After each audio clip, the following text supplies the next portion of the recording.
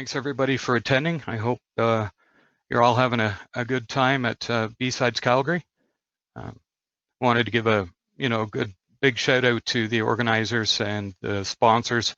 I guess it was pretty touch and go in the beginning, and 2020 hasn't been the easiest year. So the fact that they were able to put this all together is great.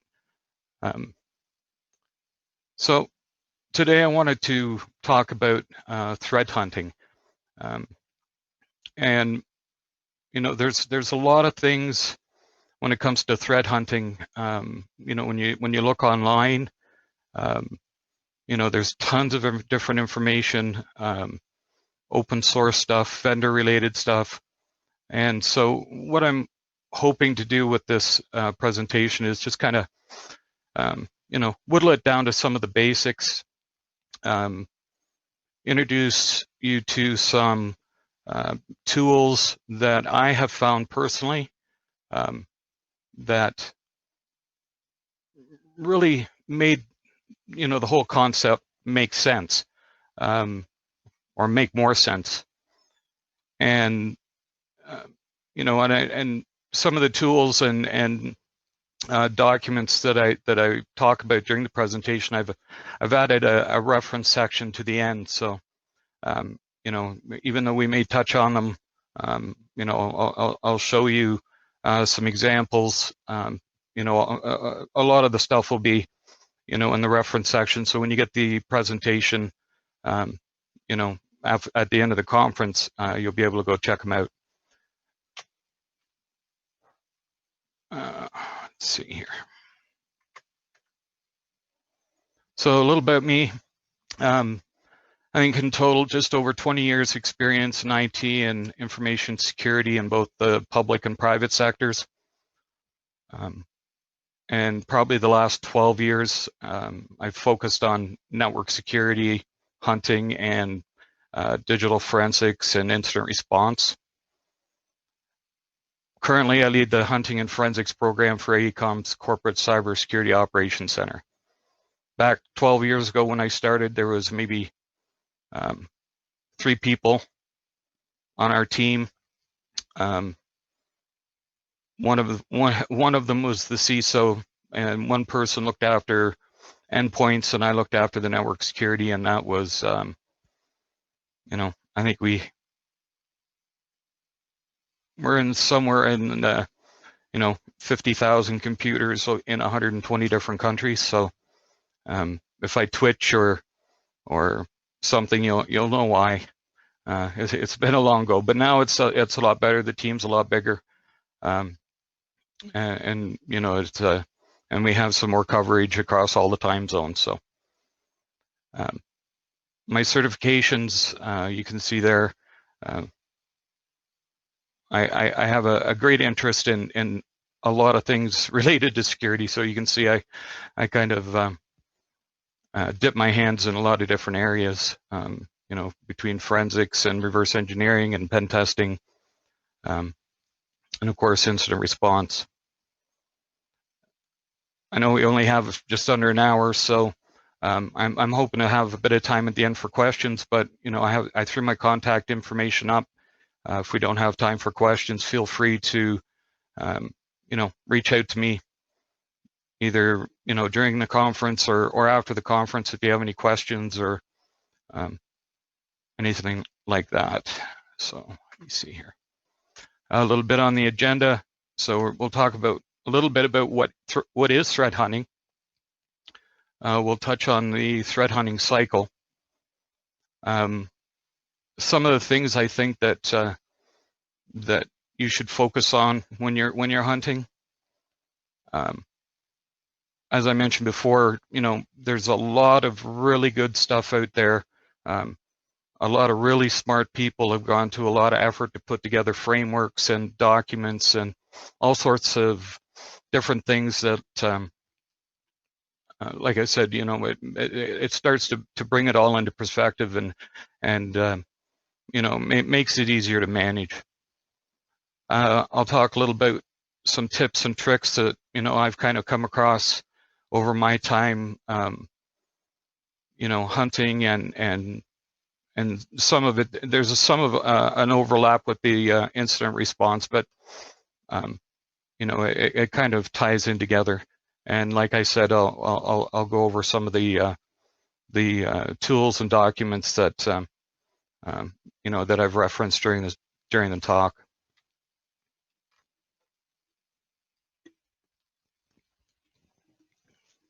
So what if I told you threat hunting is just incident response without the incident? Well, when I first read that, I kind of chuckled, and then the more I thought about it, the more I thought, well, you know, there's some logic to this, and I know threat hunting is not incident response, but at the same time, what I've noticed is some of the tools, some of the techniques that I use during some of my, you know, hunting expeditions mirror some of the tools and some of the processes that we use during incident response. And I thought, well, you know, this is kind of cool, because threat hunting is almost like a tabletop exercise. You know, you may find something, you may not find something, but it allows you to go through the processes. And certainly there'll be some aspects that are different, but you know, you don't have to kind of reinvent the wheel that way either. And on the flip side, some of the things that you may come up with as you build out the threat hunting program, you can transition over to the incident response side of things and start to help mature that that program. So what is threat hunting? So there's a document that I'm referencing here, put out by a company called Squirrel, called Hunt Evil, Your Practical Guide to Threat Hunting. And I highly recommend that if you're interested, or even if you're, you know, actively threat hunting, to read that document, because there's just an absolute wealth of information in there, right from you know, the maturity of the program, examples, things to look for. You know, it's an awesome document. So I've referenced that in the reference section, so you can download that and read it. But this is what it says.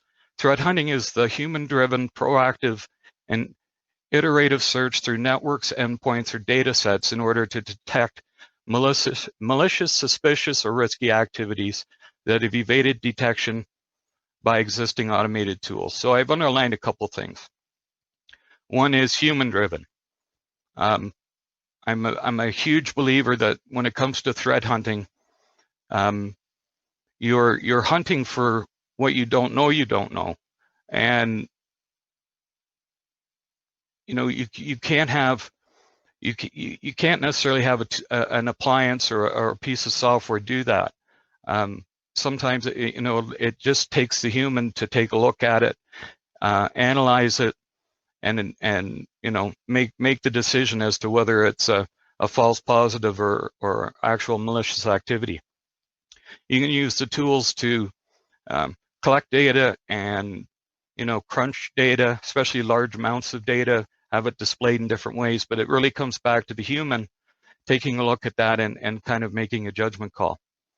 If we want to kind of abbreviate that a little bit, it's like finding a needle in a stack of needles.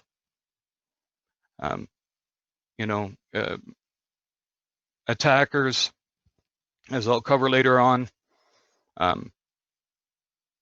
they like to use what's available to them. And sometimes you could look at almost two similar things, I would say. They may look like, you know, it's normal activity, but once you start digging a little deeper, you find that one of them may very well be benign, but the other one is very, very malicious.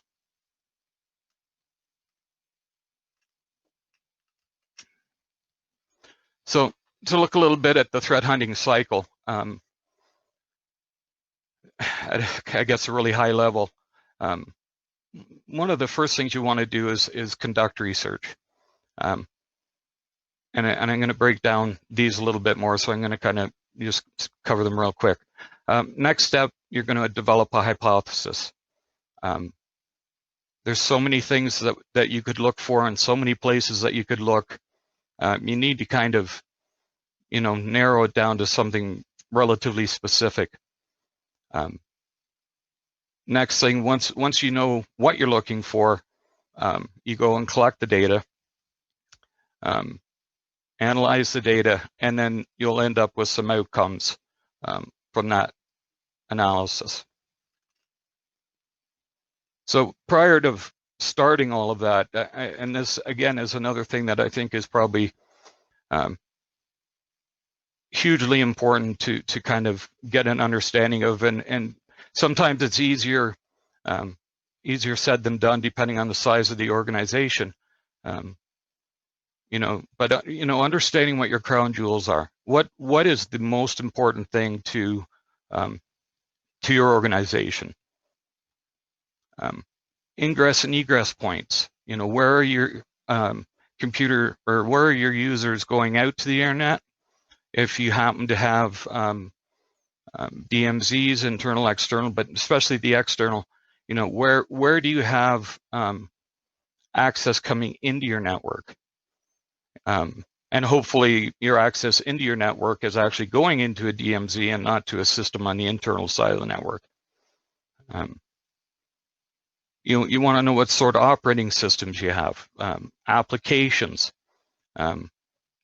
monitoring tools, any sort of anything that can provide you perspective on what an attacker might target, but also what information is available to you to gather.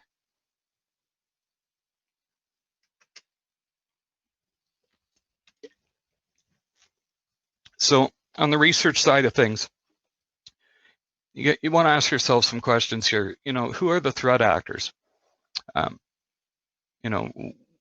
What is their motivation? Why do they do what they do? Who are they targeting? It could be a specific industry vertical. It could be a specific company. It could be companies within a certain country. Any number of things that they may be after. What are their TTPs, right? Their tactics, techniques, and what IOCs are available. And a lot of this stuff, if you go to the vendors, they do papers. I think actually I have something in the reference section. There's a site on GitHub that a group has been maintaining, and there's literally years worth of documents about different attacks, different groups, IOCs, samples, actual malware samples that you can look at in a isolated environment. But this gives you an understanding of who it is that you are potentially dealing with, and it's important, as the process goes, to start to kind of get in their heads. They have a tendency to exhibit repeatable behavior, and sometimes if you can get a real feel for how they operate, you can, if you do encounter them and you're careful, you can you can track them, even if they kind of jump out and jump in somewhere else. It can be easier to see them pop back up and continue tracking their activities. So next thing is your hypothesis. So it's based on your research. What do you want to look for and why? So you may want to look for, at a high level, you may want to look for something in your Windows log files, or a specific event code, like like RDP connections, or RDP connections with a source address that's maybe a public address if you have ingress points. things like that. So you try to narrow it down, and then from there you craft queries. However, depending on the log source and the tools that you have available. If you have a Steam, sometimes that can make it easier. If not, there's some other tools that you can use to kind of reach out and do a large scale collection of data. And what data you want to collect in here, there's your Windows System Security Application logs. You might have packet captures, net flows, proxy logs, antivirus logs,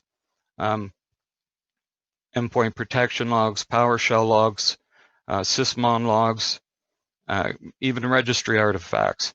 And I threw this in because I kind of came across this a couple of years ago with the SCCM database. I asked them if they could give me read-only access to it, and I was just kind of going through the different tables, seeing what it was that they collected, and I noticed that they had it configured to do software auditing. So they were keeping track of what software was installed, so they could match it up against our licensing and make sure we were compliant and all that stuff. But what was interesting when I looked at that was that it was recording two things. It was recording the executables that were on a system, but it was also recording when the last time an executable was run, because they wanted to see if people had software on their system that maybe they hadn't used in 30 days or 60 days or whatever. So I kind of did a quick SQL query, and I noticed that not only was it looking for specific executables, but it was actually looking for every executable. And as I kind of started to whittle away at some of the noise in that query, I noticed that I was able to look for things that ran in like the app data roaming folder or the app data local folder. And it wasn't long before I was starting to see malware that was being recorded in the SCCM database as one existing on the system, and also I could find out when the last time it was run.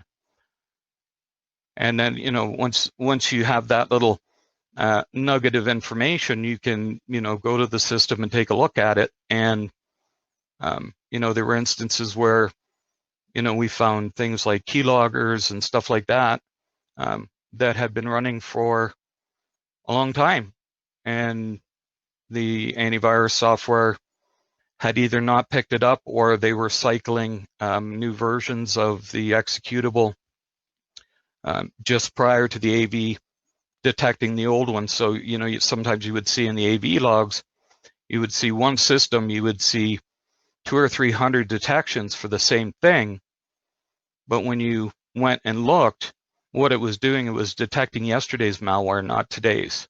So they were able to kind of stay ahead of it. And even though the system may have appeared as though AV had picked it up and cleared the malware, in actuality, it was still there running.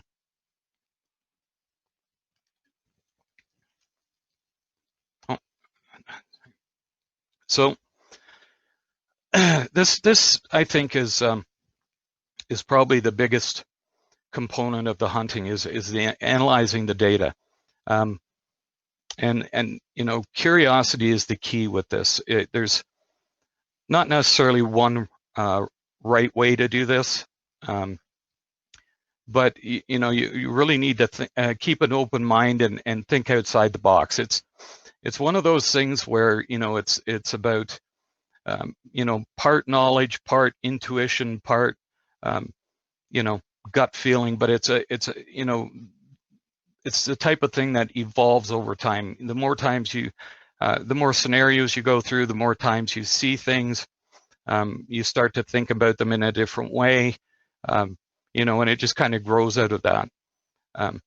You know, one of the, especially when you're dealing with a lot of data, one of the problems is, you know, it's pretty easy to fall into a rabbit hole. And that's not necessarily a bad thing, because, you know, sometimes it only takes one artifact or one, you know, one log entry to,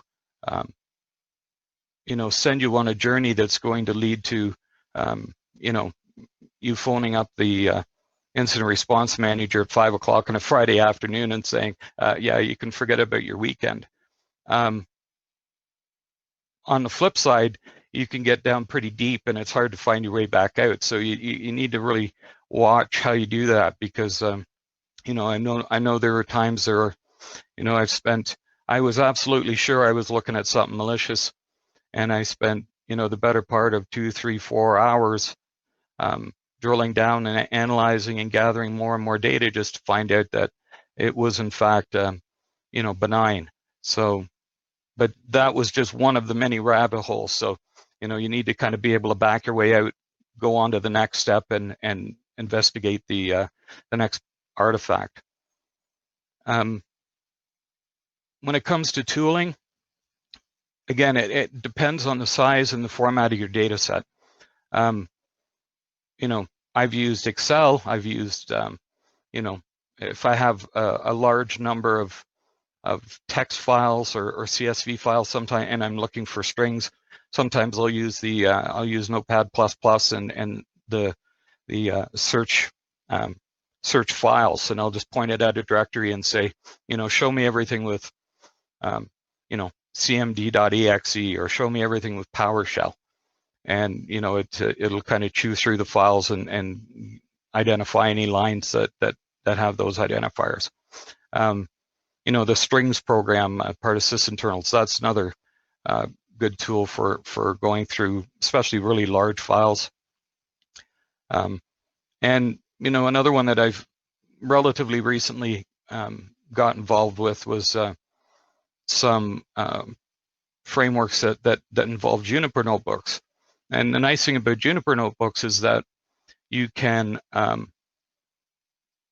guess, basically integrate text and then embed code.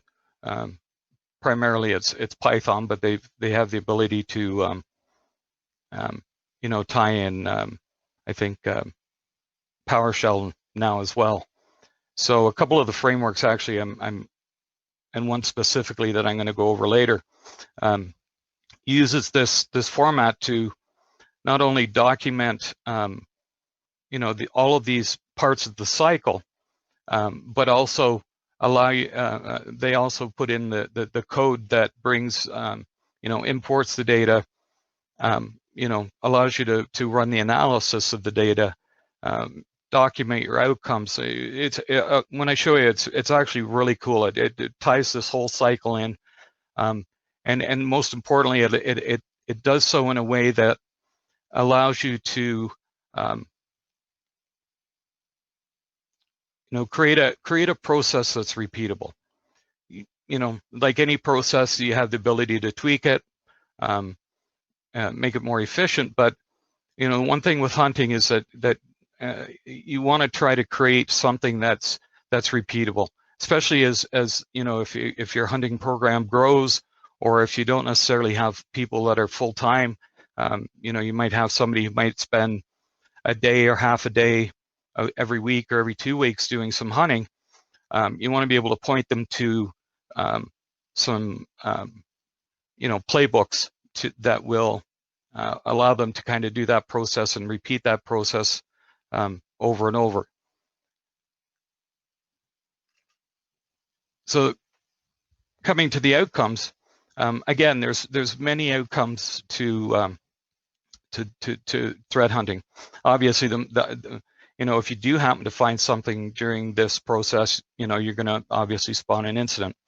That's why nobody on our SOC will answer the phone if I call them afternoon hour on a Friday, because they know their weekend's toast. But, you know, that's the obvious one. Another thing is, you know, as we mentioned when we were talking about the definition, we're looking for and hopefully finding things that have evaded our automated detection tools.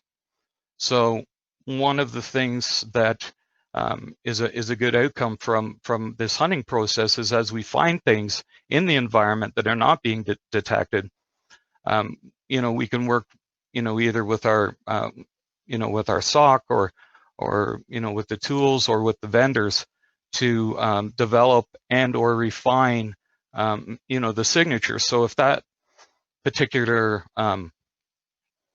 indicator or artifact shows up again, hopefully that, maybe this time we can pick it up.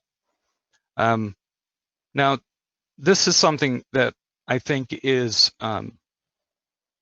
important, and sometimes I think it's overlooked, is identifying and remediating vulnerabilities. Now, I know, the first thing that comes to mind is, well, we have vulnerability scanners that are scanning and identifying vulnerabilities. We have, patch management programs that that manage and identify systems that need to be patched. But it's not always something that is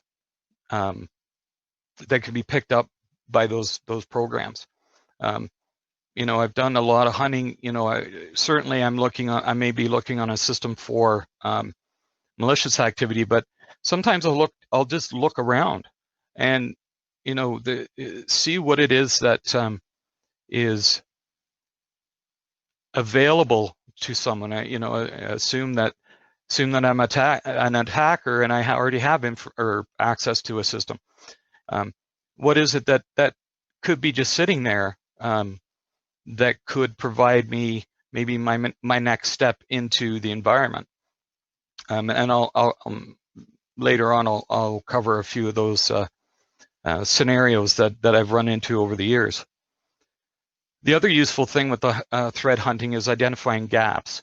Depending on the complexity and the size of your environment, you could, as you're looking for things in the SIM, or you're looking at individual systems,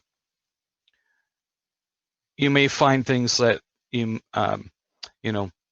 agents aren't running, agents aren't installed.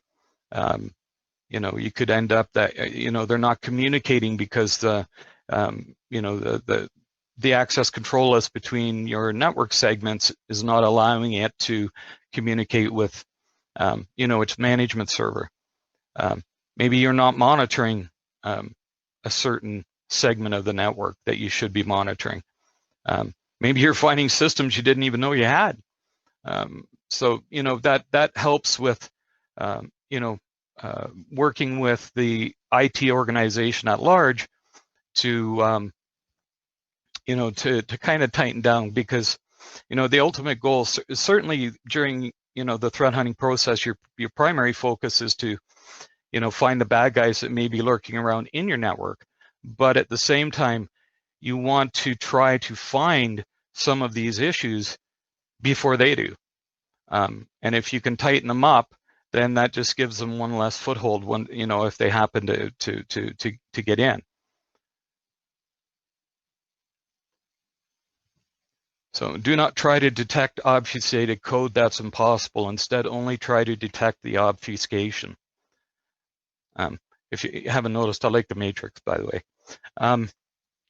So this kind of leads into the next piece where we talk about the focus. So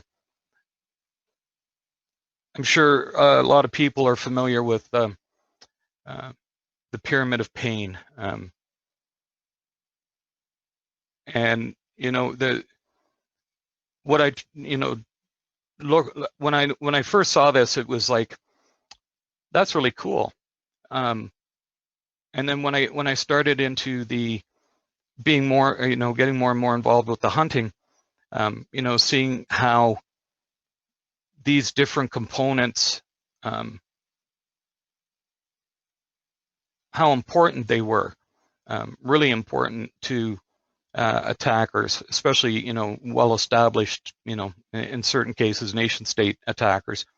You know, you could see how, you know, the hash values, the IP addresses, the domain names, network, even the network and the host artifacts, they were swapping them out consistently. It's very cheap. They're disposable. They're easy to, you know, to detect with a lot of the you know, the standard tooling that we have for you know, the IPSs, IDSs, firewalls, all that stuff.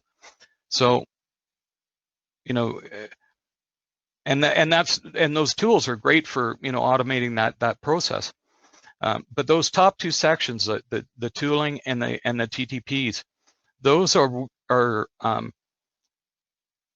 those lean more, like I say, to the behavioral side of things. How do they behave? And the thing about those two components is, from an attacker's perspective, it's difficult for them to change those, and they're only going to want to do it as an absolute last resort. You know, if they've got 0 days, if they've got, you know, specialty malware that they've you know, created to kind of operate low and slow in an environment, they're not going to want to take the chance of kind of giving that up if they can get away with it. And then on the flip side, it's much harder to you know, to automate those detections. So I think that's kind of where, you know, if at all possible, that's kind of where you want to operate, because if you can identify those, and I've seen it, you know, on a number of occasions, you know, some of these advanced attackers will, if they get the impression that they're being watched, they can, you know, disappear, and they may disappear for a week, they may disappear for a month or even longer, but then they'll show up again somewhere else. And if you can get a really good understanding of those behaviors, it makes it a lot easier to detect when they come back in. And, you know, we went from, in one instance, you know,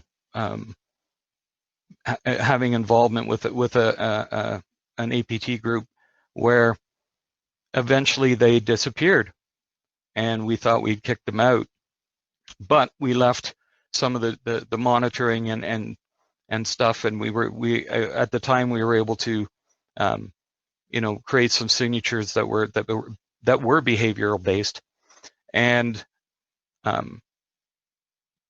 think it was about a month later when they came back, we were basically detected based on the behavior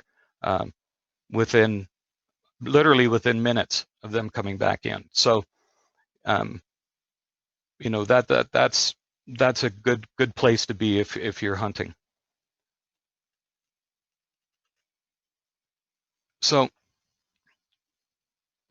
I'm just going to take a quick break here. I'm gonna pull up a let's see if I can let me see this here.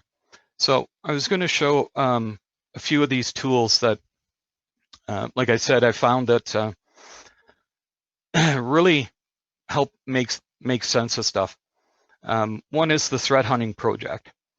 So this is put together by David Bianco, who put together the Pyramid of Pain. And if we can take a look at some of the, let me see here. Oh, browse all, here we go. So some of the hunting procedures. So he has this broken out by, you know, different, I guess you'd call it a hypothesis, okay? So, or a technique or a tactic, however you want to do it. So if we open up one of these, we can start to see, you know, these parts of the cycle, okay? You know, what's the purpose? What kind of data do you need to collect? What type of analysis techniques are useful to detect this type of activity. And then, you know, a description of what it is that you're looking for gives the analyst a bit of background so they have a better understanding. And then, you know, if it came from a specific, you know, paper or any sort of reference material that the analyst could kind of go back and take a look at. So this was one really good site that had a lot of useful information, and it comes back to, you know, why reinvent the wheel? Why, you know, why do this all on your own? These people have, you know, gone to the effort, and a lot of these platforms, you know, they like many other open sourcing, they're actively willing to ingest information from other people. So, you know, as you kind of get more and more into the threat hunting, you know, you can start to put these types of you know, playbooks together and submit them, share them for everybody. Now, a similar one was put together by Robert Rodriguez,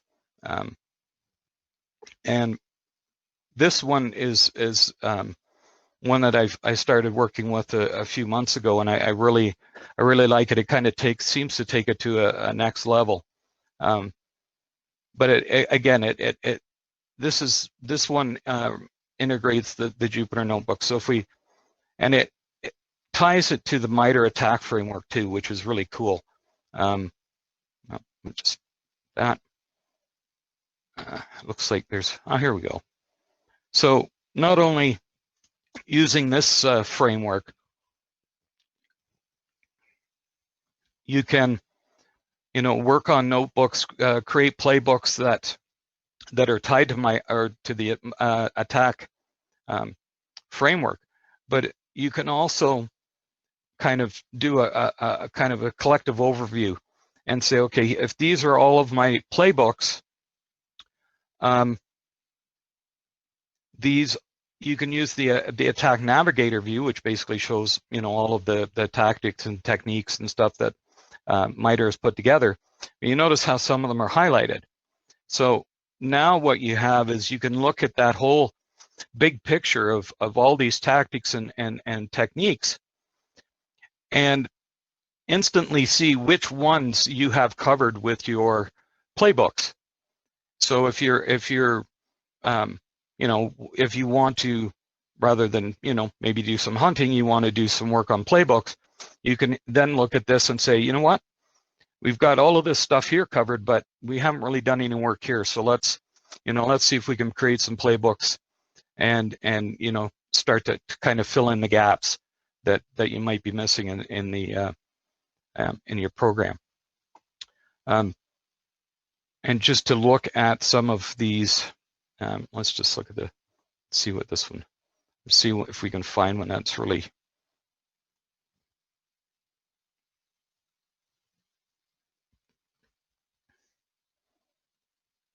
Okay. So if we look at, let me see if we can get rid of this context thing here.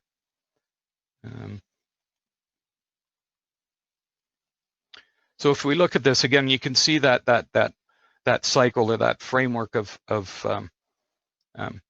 you know, conducting a hunt. So, you know, obviously there's some metadata: creation date, modification date, you know, who created it. Here's your hypothesis, you know, adversaries leveraging WMI ActiveScript event consumers remotely to move laterally in the network. Provide some technical context, you know, just some background so we get a better understanding of how, you know, what these technologies are for, how they operate. You know, they have a section on offensive tradecraft. How do the threat actors utilize this technology? Now, this particular framework, they, you know, out of the box, they put together what they call Mordor data sets that, you know, you can use to, you know, for testing for playbook development and stuff like that. So it's a good source of some practice, I guess, data. But this where it gets kind of neat is on the analytics side. So you know, you can actually put Now this is I guess a web version of the actual playbooks, but you can get this. I think it's like a Docker image that you can download and get going. But you can actually, when you're in the Juniper Notebooks, you can modify and work with this Python code, and as it executes that code, you get output. You can get it to, you can have multiple analytics. So you could have it take the same data set and the same information and look at it in slightly different ways. You can identify if the, what the false positive levels are. Oh, I think we're getting close. So, so this, this is a really good tool. I really like this one. It helps keep things, concise, helps document. It makes the process repeatable. You can put in your false positive. You can put in notes for other people. Your output and the Sigma rules that will basically take some of this generic these generic I guess the analysis or the logic behind the analysis and will turn it into actual rules for different platforms. So that's actually a really cool little project to take a look at. And I wanted to touch too on this tool set that's called Kansa, and put it by Dave Hull. And what's really neat about it is that it's entirely PowerShell based. You can point it at one or many systems. It has modules that will go out. If we take a really quick look at some, it'll go out. It'll grab files. It'll grab disk usage information. It'll grab the FLS body file, files by hashes. There's a huge number of things that it'll do. The other nice thing about and it'll do it really quick. The other piece of this is that it also has, I guess this is the analysis piece. The modules collect the data, but the analysis piece will actually do some of the the slicing and dicing and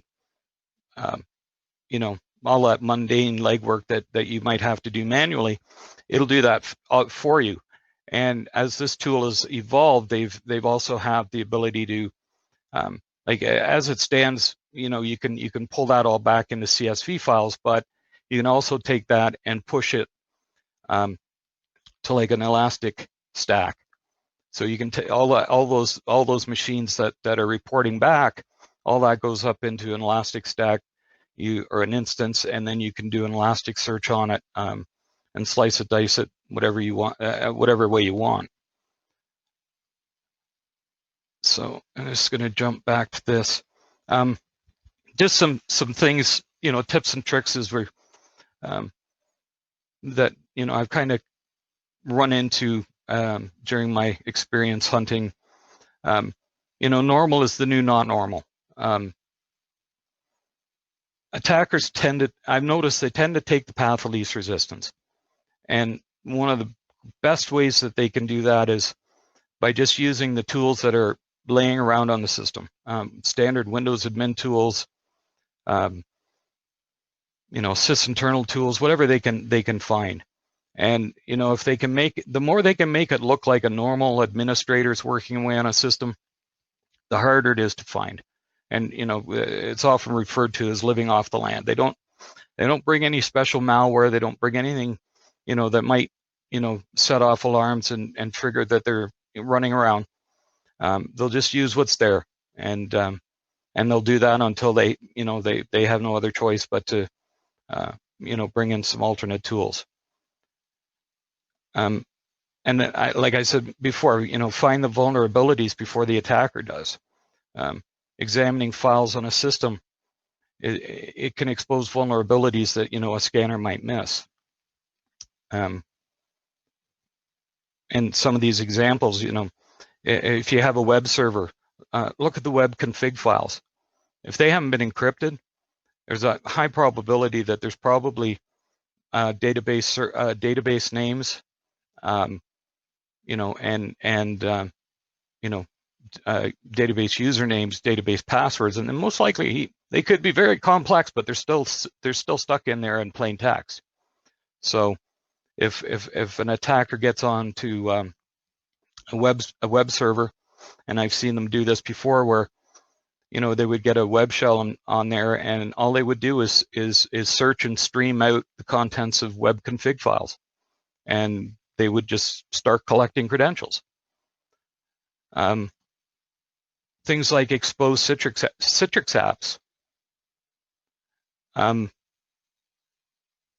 You know, we had an incident I called death by Notepad.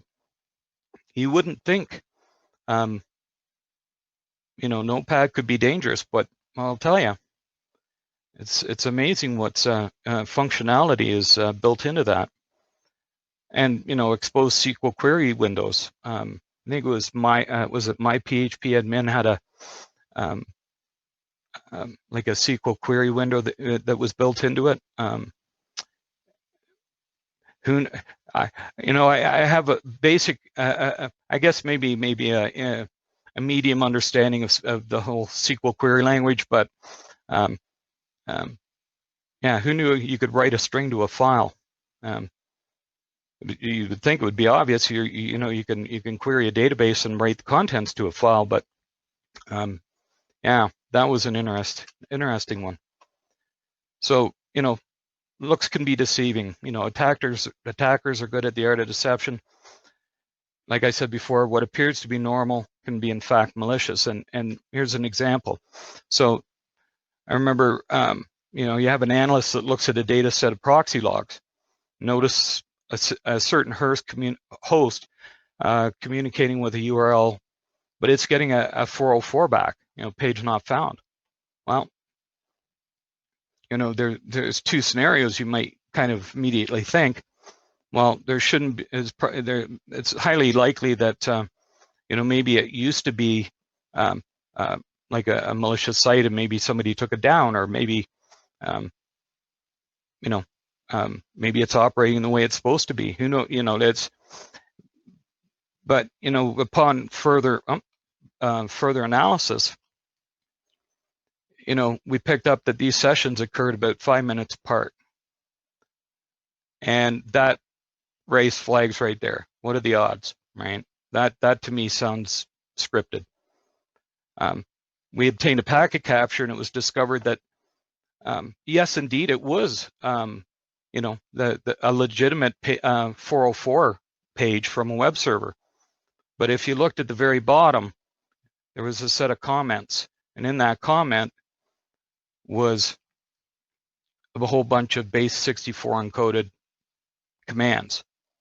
So the malware would go out, it would hit the 404, it would bring back the page not found, and if you rendered it, you would see just a page not found.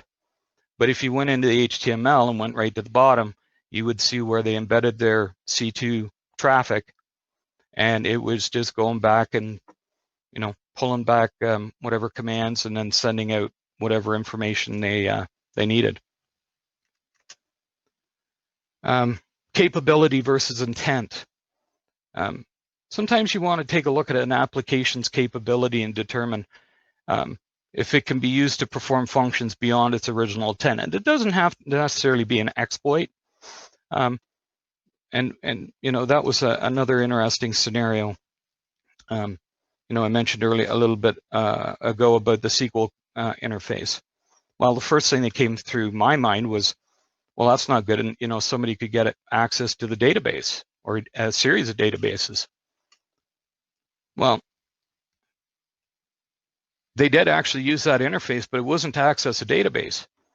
They actually wrote a string of text, PHP eval, and a variable name, and wrote that to the web server. So they instantly had a simple web shell, and you know, they used that to you know, download some a little more advanced software, and then away they went. Another example was the Citrix server and the Notepad. And if you're not aware of this, it'll probably, I don't know, you might have trouble sleeping tonight, but I know it kind of scared me when I first saw it. They opened up Notepad, but what they did was they opened up Notepad, they opened up the file open dialog box, and in the window where the file path was, they put in C:\Windows/system32/cmd.exe, hit enter, and then instantly they were given a command prompt on the Citrix server as whatever user that app was published as. So, you know, not only could they technically save files, but now they had a command shell. So, you know, it was I guess a mute point for anyone in the hacking business, as far as, you know, how easily it would be for there to start to escalate and make your way through a system. So that's kind of, you know, some of the things that I've seen. Like I said, the the reference materials, the Honeyevil, read that. It's an awesome PDF. It has some really good information. Check out MITRE ATT&CK. It has it's a treasure trove of information to find stuff to hunt for, and being able to attribute it back to certain groups. This cyber criminal campaign collection, I mentioned that before. It's got like hundreds and hundreds and hundreds of PDFs going back like 10 years or more, that different groups and individuals have published on attacks. So there's a huge amount of information to research there. The Threat Hunter Playbook and the Threat Hunting Project, we have links there. Again, it just makes managing the whole process a lot easier. And Sigma, which is the generic signature format for SIM systems, you know, helps you create kind of a generic, let's say a generic signature. You can use that and translate that into signatures for you know, various SIMs. So, you know, you have one rule, and you have you know, the ability to kind of change it into whatever you need. Security Onion, if you're not familiar with that, is a great open source solution for network monitoring. They've integrated some hunting stuff into it. I think they're actually not too long ago, they released versions that'll operate in the cloud. Super great tool, does packet capture, all that neat stuff. Cape and Kansa, they're great data collectors. Kansa, I showed you. Cape was designed specifically to do forensic gathering without having to do like full image of a system. It would go out and get information. It would maintain the file stamps, everything else. So I recommend taking a look at that. It's a really cool program, not only for hunting, but also for IR. And this was actually released not too long ago. You know, I'm sure we've seen, you know, FireEye's, you know, various VMs for, they had one for pen testing, I believe, and then they had their Flare VM for malware analysis. So they just recently released the Threat Pursuit VM, which is a threat intel and hunting virtual machine. So I've just recently started playing with that, and we'll see how that goes. But from what I've gathered and what I've seen so far, it's a really cool tool. So I know we're kind of pushing the envelope here, but you know, if anybody has any questions, like I said, my contact info is there. Feel free to reach out to me, you know, over the next day or so, or even after the conference, if you have any questions. And hopefully I was able to provide some insight, and hopefully you enjoyed it. Thank you.